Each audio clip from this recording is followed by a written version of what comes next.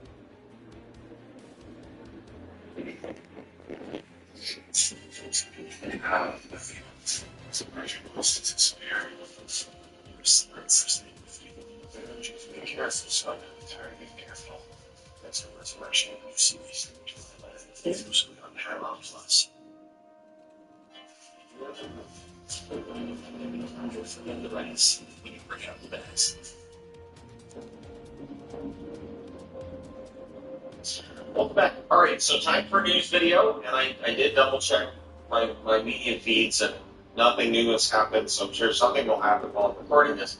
Vikings, I love when it's not an even number. He does have a full no-movement clause for the first 2 years of the deal, which I think is fair. He gets him below market value.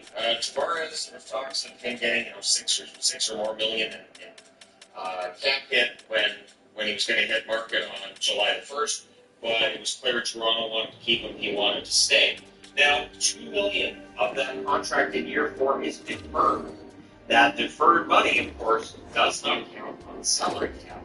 I talked about when the first time that we saw deferred money on a contract, they said that the NHL was going to like this, and they don't. Apparently, in the new CBA, deferred money is gone. That's no longer going to be an option because it does artificially bring a contract's cap hit down. And I agree with the NHL, and it's cap circumvention, and it's only a matter of time before a lot of players are doing it.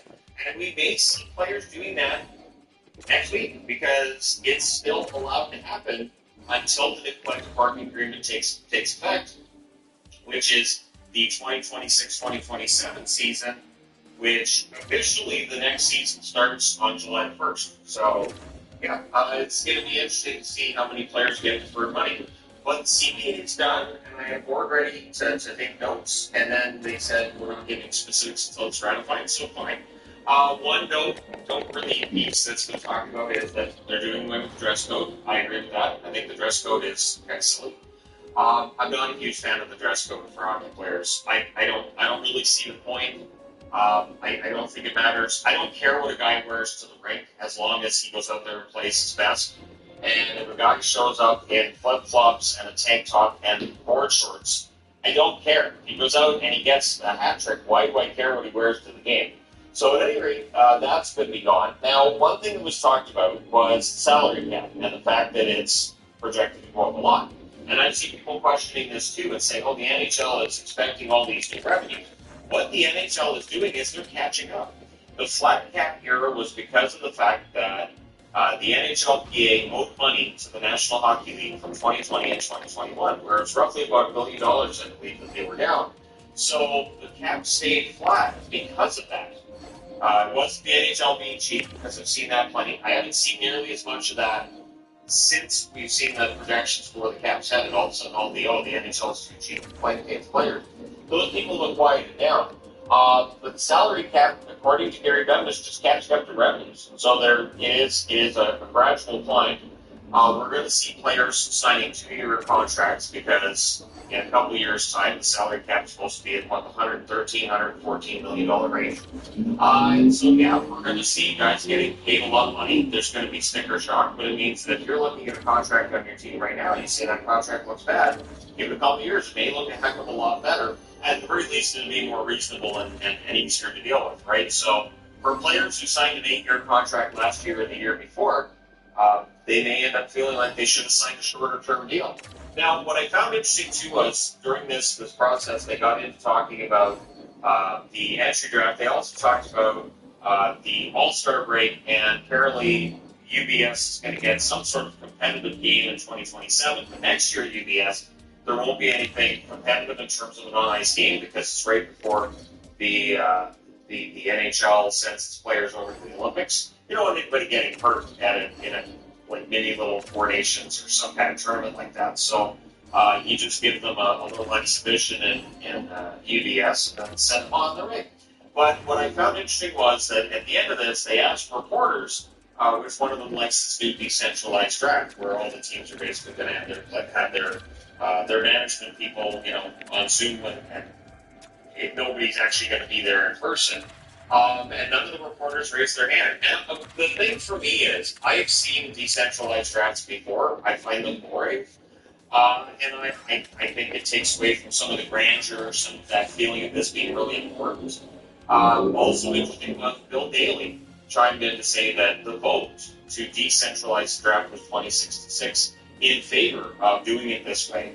So the only way the NHL would go back to the way the draft was before is if parent clubs want it done that way. If the NHL teams say, we don't like how this looked or we don't like how this worked, then they go back. So while there's been talk about whether or not Batman prefers it this way, it's not up to him. It's up to the clubs. And the NHL teams last year decided they wanted to do this decentralized draft, which leads to, like, we're seeing a lot of, celebrities potentially announcing first-round picks, which is fine, I guess, but we'll see how long this takes. The one thing that drives me insane about the first round of the draft, they stretch it out. They stretch it out as much as possible. That clock that tells you how long a team has to make a pick, don't pay any attention to that. It doesn't matter. So we'll see how this draft goes tonight. Mark-Edouard Vlasic has been bought out by the San Jose Sharks, or at the very least, he cleared waivers so they can buy him out, so he's getting bought out. Vlasic, of course, playing a long time in San Jose. This now frees him up to sign with another team as a depth defender. I would expect that to happen. It's going to be weird to see him in New Jersey, but there it is. Also confirmed today, Trent Frederick's contract. 8-year extension. It is a $3.85 million cap hit. He has a full no movement clause for the first 4 years. So Frederick's going to be an Oiler for a while. And I think there's a lot of danger in this. The reason being a simple one. Trent Frederick has played a very physical style of hockey throughout his career, and that tends to wear players down. Tom Wilson hasn't been nearly as fighting as he was earlier in his career, and I think that's part of it. I think it's just he's trying to make sure that he's not broken down in later years of the contract. But the Oilers, in this case, are hoping to be tougher to play against, and so they're keeping Frederick around, and they hope he gets back into that 17-18 goal range he's been in before. But with Frederick, it is tough, and so as a Boston fan, having watched Frederick the whole way through, to me, he kind of looked like he was spent. I know he had injury problems this year, too. Here's to hoping that Frederick does rejuvenate his career with the Oilers, and he has a very strong first year of an 8-year deal for the next season. Connor Brown, heading an unrestricted free agent, looks like he's headed to market. Not a huge surprise there. The Oilers, not really in a cap crunch per se. We'll see what Bouchard's number ends up being. But the amount of money Dobbs just got from Montreal, that will directly impact Bouchard's contract extension, I think, with the Oilers, and it has to push him above the $10 million mark. If you're going to give $9.5 million cap into Dobson, then Bouchard has to be worth more. I think Bouchard, between the two, would be the better defenseman. A couple of other signings to talk about. William Lagesson signed a 2-year extension.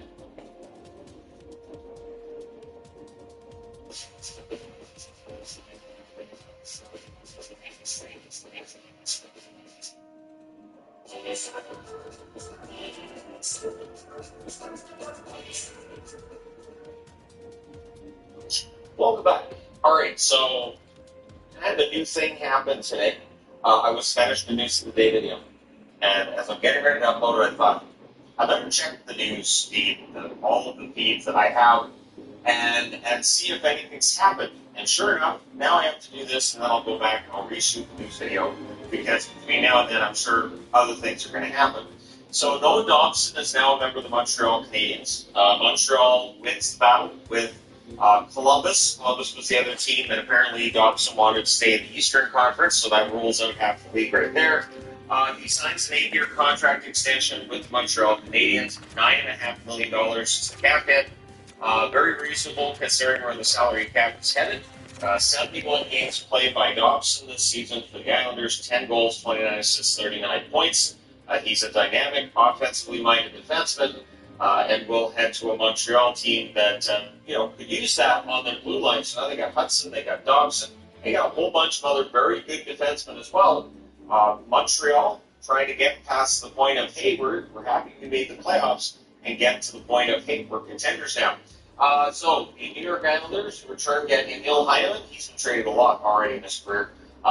23 years of age, 62 games played with the Montreal Canadiens this year, 10 goals, 8 assists, 18 points. And also traded to the Islanders. This is key. Picks number 16 and number 17.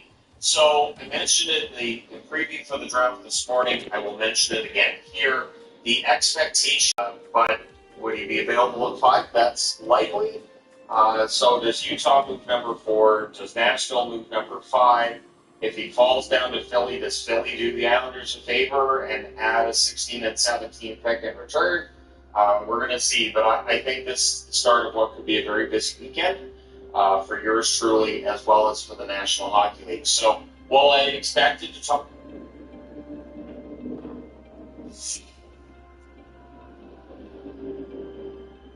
Hey, don't worry. We can make the regular old gameplay commentary still. For a topic like this, it's not immediate breaking NHL news we can dive into and analyze, but it is some very interesting speculation. Take a look at this. It seems like the New York Islanders might not be done because David Pagnotta, moments after the Noah Dobson trade to Montreal, tweeted this out. The Isles remain active. In addition to all their action, Dobson for 16, 17, and Hyman, 16 and 17 trading up in the draft, I'm told some teams have called the Islanders about Matthew Barzal, including Utah and Vancouver. I don't get the sense that anything is close right now, but some clubs have inquired. Now, let's get into semantics here, folks. Because Vancouver and Utah inquiring about a player does not necessarily mean that that player is in play. It's just, hey, Patrick Alvini, hit up Matthew Darsh. Yo, fam, are you trading Dobson? Okay, great. What about Barzal? That's as far as it could have gone. Utah could have done the exact same thing. Hey, Darsh, are you trading Barzal? This is the thing about these trade ideas and these rumors here. Teams are going to go out there and take a look at the situation in New York and wonder what else is available. It's like a big yard sale going on over here, folks. One of the league's best young defensemen just gets moved, and now everybody is wondering who else is on the trading block. What else can help out this Islanders team for their goals? Could we interest you in the 15th overall draft pick if you're Vancouver? Could we grab a Matthew Barzal to replace Brock Besser on the right wing? I will say, having Evander Kane, Barzal, and Pedersen on a line would be an entirely new look, and something that I would be so intrigued by with the speed of both of those two wingers. Or you can spread the speed throughout the line and have Barzal play with whomever it is on the second line, or have Barzal just as a second line center. That's also a possibility. But the Vancouver Canucks' interest in Matthew Barzal is apparent. The guy is from here. He's a Coquitlam kid. And I find it not surprising at all that Barzal is on the radar of the Vancouver Canucks.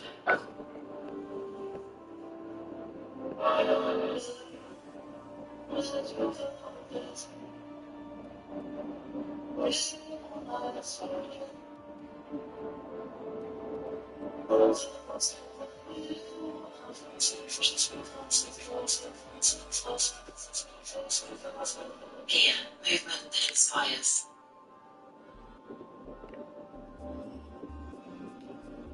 Now, if you do everything so bad, swimming levels other people to apply for the easiest job in the world. Wow, that came up in like one. Are you pregnant or what? Easy peasy. That's me, Johnson.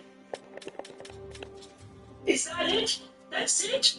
Bruh, oh my gosh. The Montreal Canadiens are making an amazing trade today.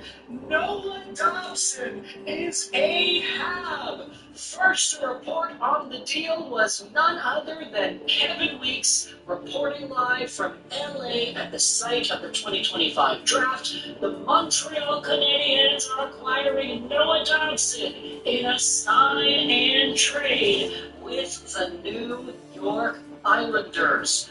Dobson gets an 8-year contract extension carrying a $9.5 million AAV.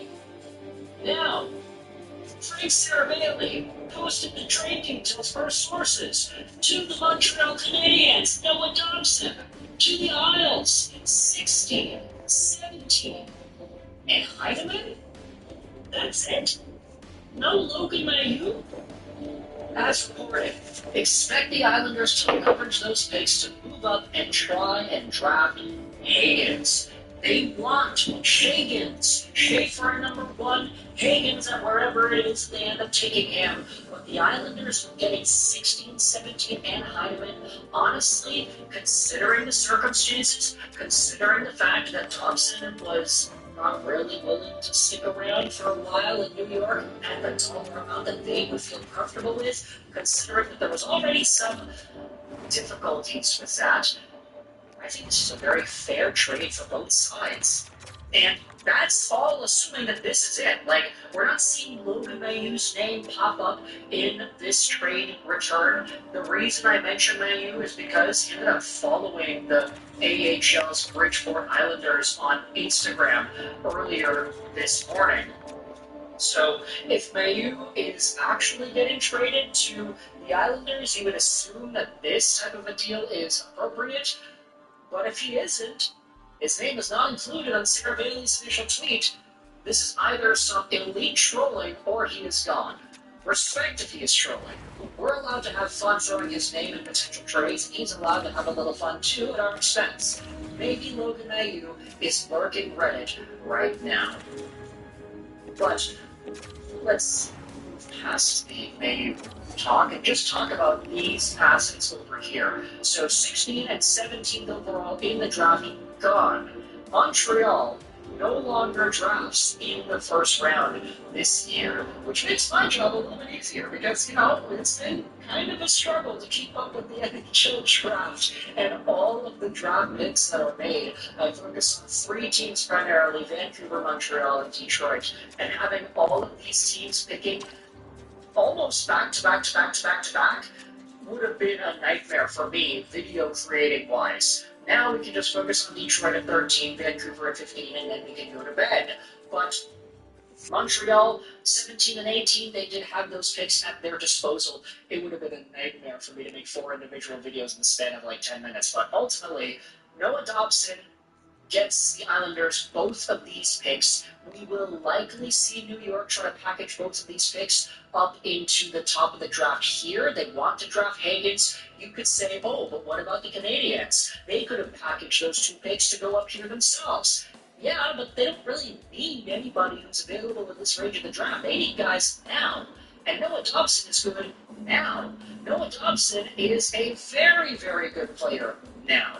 And at $9.5 million a year, which is a lot under the $11 million price tag we had heard he was wanting with New York, this works really well for the Montreal Canadiens. 6'4", 194 right-handed teammate with 39 points his most recent season. A decline from his 70-point season in 23-24. He is a number 1 D-man when he is at his best, and he can produce points like crazy. He can take the load off of Alexandre Carrier, and he's got really good all-around numbers. There's a question posted on the RHAP sub by Lunch O. This was 12 minutes ago.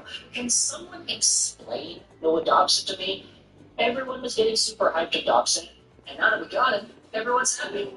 I looked at his stats over his career, and I just don't see how he's worth $9.5 million.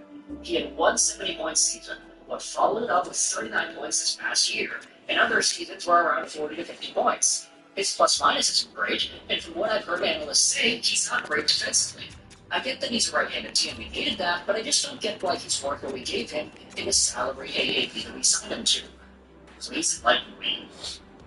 This post has 0% upvotes, and the top comment says, "You're aware that other things exist outside of points?" And then the reply, okay, well, as I said, apparently he's average defensively, and his plus-minus is negative. Plus-minus in the team stat. His underlying numbers went from bad defensively to almost elite in the last 2 years. Dobson is a young, 6'4" right-handed team upon his 70 points at 24 years old. They don't grow on trees, and they rarely, if ever, are available if you don't draft them. Having Hudson on the team will probably relieves the workload on him, and he's going to be great for years to come. There's debatably no 1-2 punch on defense projects to be better than those 2 in the next 5 years in the whole league. And even though it wasn't included on Frank Saravelli's initial tweet, I don't see that Mayu's job security in Montreal should be considered a done deal in any respect. With that in mind, let's just go back over here to try to dive into some of the extra things. Is there any other details? Yeah, no, nobody's talking about Mayu.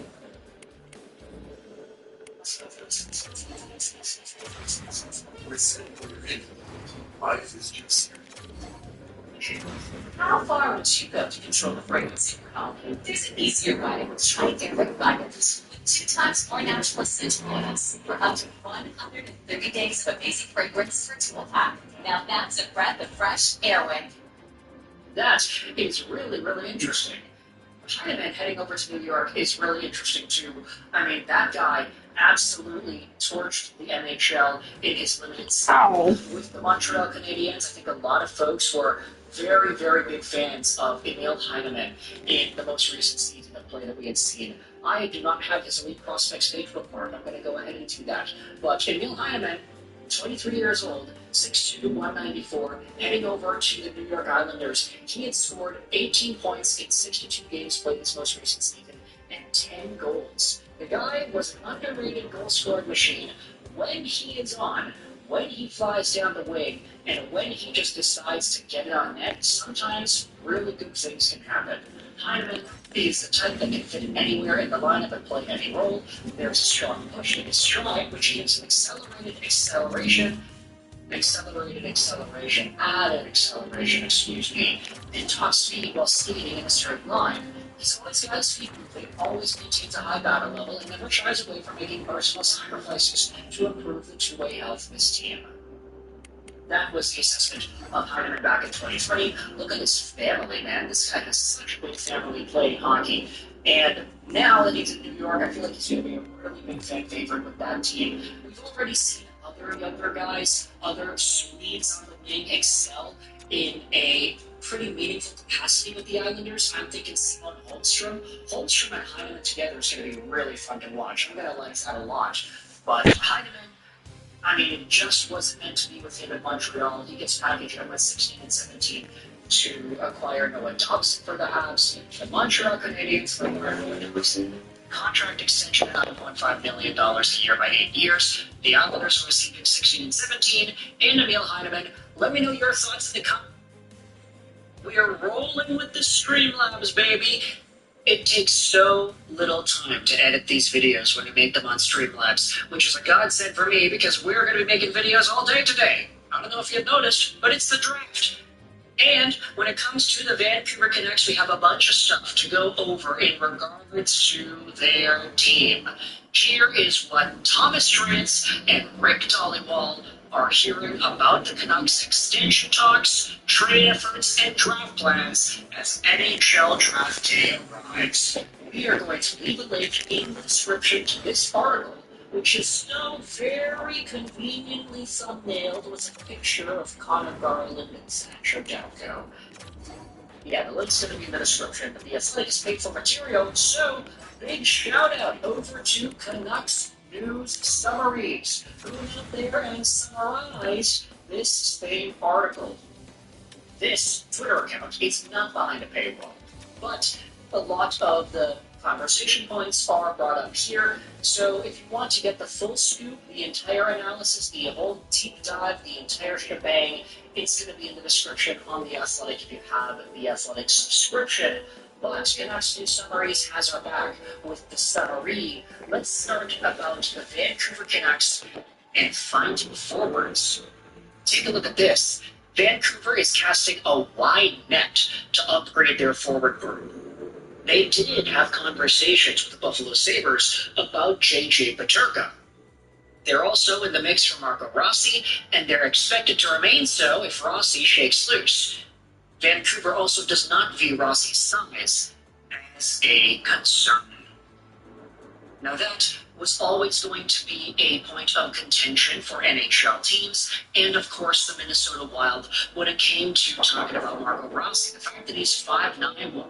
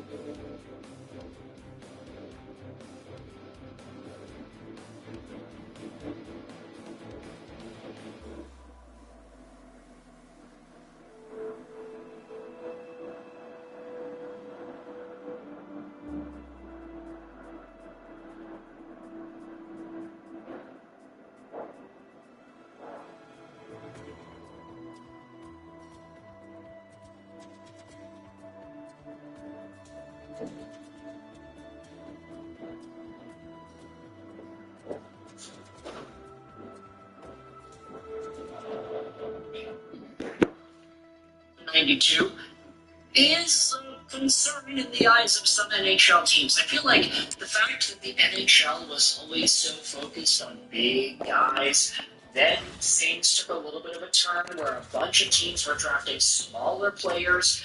Then things are starting to shift a little bit because now we're starting to see teams place a bigger emphasis on size one more time. And Marco Rossi might be the center front of those conversations because teams are thinking he's too small, even though he posted up 60 points in his most recent season. And you can say that Rossi was in a spot to succeed because there were so many injuries to the Wild. He was forced to produce, he was forced to play, and he wants to get paid like so. But we'll wait and see whether or not Vancouver is able to shake loose the Austrian center from Minnesota. Speaking about the draft, and this is there you go, a subscription. Joanne Richer, thank you so much for your subscription. I really appreciate that. Streamlabs hitting us up with the sub notifications. The draft, this is what Dollywall and Grant's right about. Vancouver's preference is to trade the 15th overall pick, but they are prepared to use it. Braden Kuntz and Cole Reshmi are on their radar. Kuntz is a player that can actually hire than other teams. There are also some defenders that Vancouver would consider at number 15 as well. If we find it difficult to pass up on Kishka Aegison. I have no idea about these players. I'm not going to lie. We'll do research about them later when they get drafted, but for now, I'm just saying, we'll leave the draft scouting stuff to the scouting gurus. Let's talk about Connor Garland. Vancouver will likely get his extension done shortly after he's eligible to sign. So July 4th. Softball is the world's toughest games with only one shirt.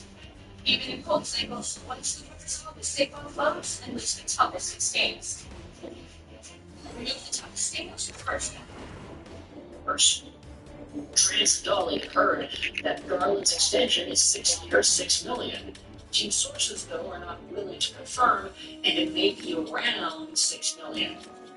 He was available for years, but is now viewed as a dependable, high-effort building block. Hell yeah, baby! Look at Connor Garland, reforming himself as an NHL talent from, I believe he was an undrafted player who got drafted a year after. That doesn't make any sense. He was not drafted in his first year of draft eligibility to becoming a stud in the QMJHL to working his way up, finding a home for the National Hockey League under Rick Tocchet with the Coyotes. Yeah, there you go. So he was born in 1996 March, so he would have been eligible for 2014. He was passed over in the draft once.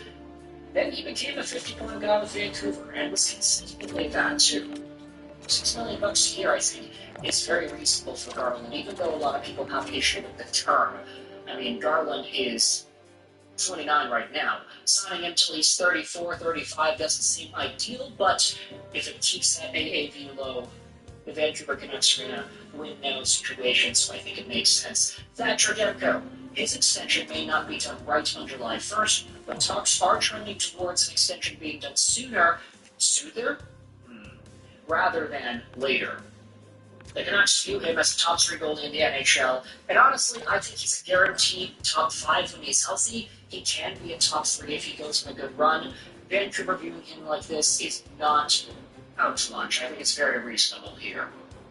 There also is a conversation about Arthur Shilovs towards the end, because his name is suddenly in the trade block. Vancouver seems to be planning an AHL duo of Nikita Tolopilo and Ty Young. So Lankinen and Demko in the NHL, Tolopilo and Young in the AHL, and Arthur Shilovs stuck in purgatory. Either he gets waived or he gets traded. Now, let's dive into the second of Vancouver Canucks-related summaries on this post. Suter and Besser. Take a look at this here. Both are expected to become UFAs. The door is open a little bit for P.S. Suter to return. Besser's preference was to remain in Vancouver, but we'll see what other offers are available for him. Suter and the Canucks both know what the other side is looking for. I honestly don't understand why Suter and Besser keep on getting brought up, but it is brought up here. I mean, I don't think they're going to be coming back, so we will wait and see on that front. Sammy Blais, an impact player with the Abbotsford Canucks in their run. The Canucks had early contract talks with him. and they're strongly considering giving him an NHL deal. They also asked Blade to make it. He also produced 19 points in 23 games with the Abbotsford Canucks in the playoffs, on top of getting 77 penalty minutes. This guy had a 20-point year with St. Louis in 31 games played in 22-23 upon being traded over there from New York. That was a total anomaly type of year for Sammy Blais. But because he displayed some very good offensive numbers in the AHL this year, I do kind of wonder if the Canucks decide to go NHL with him next season. And then finally, there's note on Mikael Granlund. This is the name to watch for the Canucks if they don't have a number 2 center by July 1st. However, Vancouver would need to create the cap space to sign him. One of the replies on the tweet here made by Canucks News Summaries goes over the sea of Granlunds. And of course, that is really, really funny. I mean, this is a big reference to some older Granlund with the Vancouver Canucks. Back in the days when Marcus Granlund was in Vancouver, and he wasn't really all too great, and there were a bunch of other guys in the Canucks forward core that weren't all too great. The sea of Granlunds, the sea of mediocrity in Vancouver. Mikael Granlund is a lot better than Marcus Granlund, though. So that, of course, is there. Finally, there's another post here. We're going to speed right through this one. Michael Carconi and Nick Bukestad are on the Canucks' radar. The Canucks did not express any interest in Cody Glass. The Canucks also remain in pursuit for Bowen Byram, and they're placing a premium on getting players that want to be in Vancouver. Just like Evander Kane. Canucks trade candidates. Hearing that Bluger and Joshua could be available if the Canucks need to create cap space. Joshua was also dealing with a hip injury the second half of the season, which would explain a lot. I know the guy had cancer recently, but the hip injury also was holding him back. I think Dakota Joshua wasn't really his best as was previous year. You can't really blame him, but at the same time, he did get signed to a pretty beefy deal last summer, so I think there was a lot of room here for Vancouver to maybe make some upgrades, especially if you think of Sammy Blais as a Joshua replacement, maybe not with the high-flying offense that he had displayed in 23-24, but with the physicality. Now here, Noah Juleson update. This is where things get spicy. He wants a one-way contract, but it seems like he'll sign elsewhere. The Canucks lead Verlander and Elias Patterson have a shot at making the team out of training camp, which makes Noah Juleson's job expendable. So with all that in mind, let me know your thoughts in the comment section below about Connor Garland, about Sammy Blais, Mikael Granlund, Bowen Byram, and all these other Vancouver Canucks news and notes. I hope you enjoyed it. Summer savings are here. Save up to 70% off everything home during weaving. Just pick end of the day clearance. Plus, it makes crazy or to one. Looks like there's Canada Day clearance now.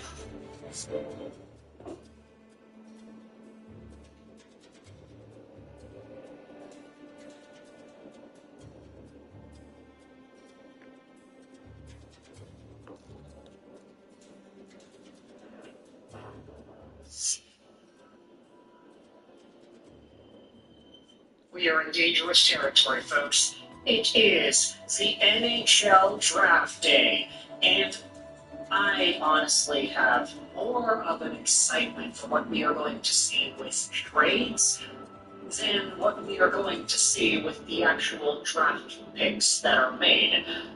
I'm sorry, man. It's been years since I have been so into an NHL draft.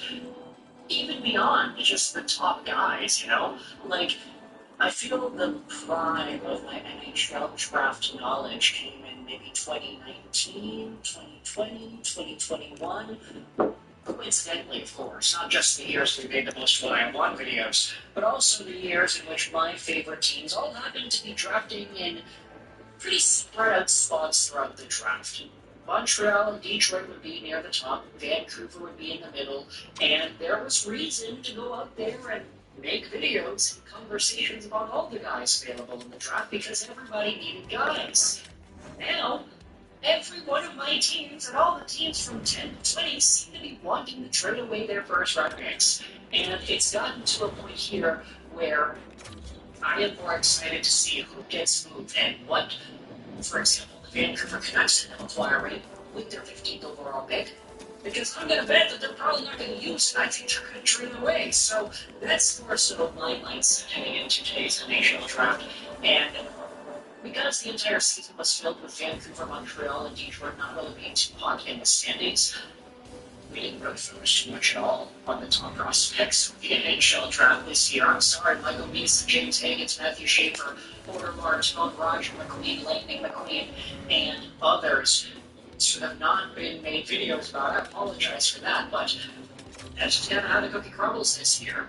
Plus, I didn't really have much time to do the entire scouting thing like we have done in the past. I'm getting older, folks. It's not as accessible as it used to be for me. But anyways, skipping past all of the filler content at the beginning, sorry, 2-minute intro, but hey, it's the draft, guys. You have to go out there and at least acknowledge it. I wanted to talk about yet another one of these Montreal Canadiens trade updates. And it's dangerous territory because by the time this video is public on YouTube, there is a non-zero chance that the player that we are discussing is already traded. He could be in some other organization. He could be on the move. He could be traded to a team that's not Montreal, for example. But he is a very significant name, which is why we are talking about him today in this video. Folks, I wanted to turn your attention to a tweet made by Marco D'Amico yesterday morning. I heard the Montreal Canadiens continue to kick tires with their first rounders. Both could be traded, and some prospects for a bigger trade. Some names that I'm working to double confirm, but we know they liked guys like Noah Dobson or Jordan Kyrou in the past, and their names have come up. Clearly, the Canadiens have shifted from trying to find a 2C to bolstering their lineup where at all possible. They've kicked tires with Dobson before, and Kyrou has been linked to the Habs last summer, but the Blues were unwilling to entertain a trade. I personally do not see the fit with St. Louis, but I can understand the Islanders in the right setting. Canadians have also spoken to the Flames about Rasmus Anderson, so right D seems to be a position of note for the Habs. Now, this is interesting, because the Noah Dobson stuff that was talked about was getting expanded on even further by, boy, who was it instead? Was it D'Amico? I don't remember, but somebody did go out there and say that, yeah, no, Noah Dobson would prefer to get traded to Montreal, and we made the entire video note about that because it's a pretty big deal. Apparently that he actually does want to come to the Habs. Oh yeah, no, it was Marco D'Amico. I'm an idiot. What the hell am I talking about? Searching for homes and household feels a lot like discovering a super fictional new show.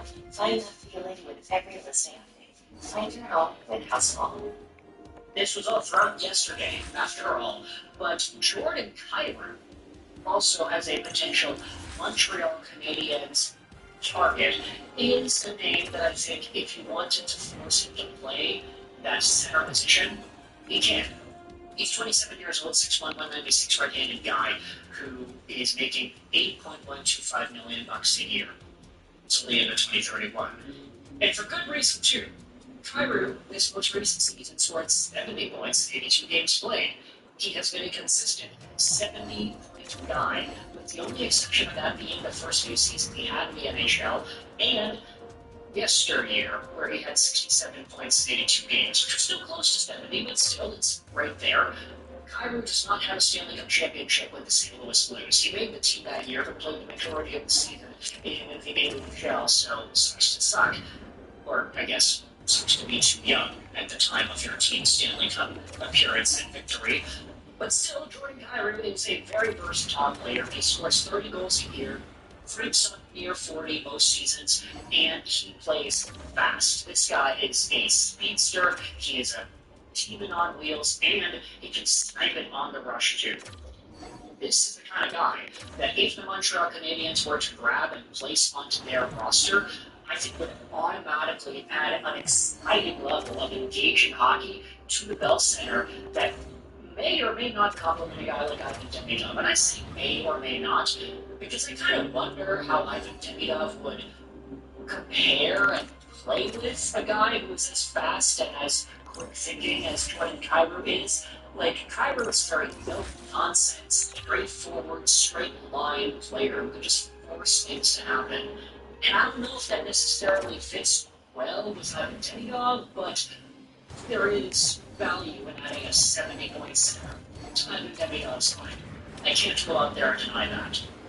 The St. Louis Blues are also in a spot where, in the most recent season's worth of play, they barely squeaked into the Stanley Cup playoffs. They got in via the tiebreaker. They were tied with Calgary, and they barely lost in the first round to the Winnipeg Jets.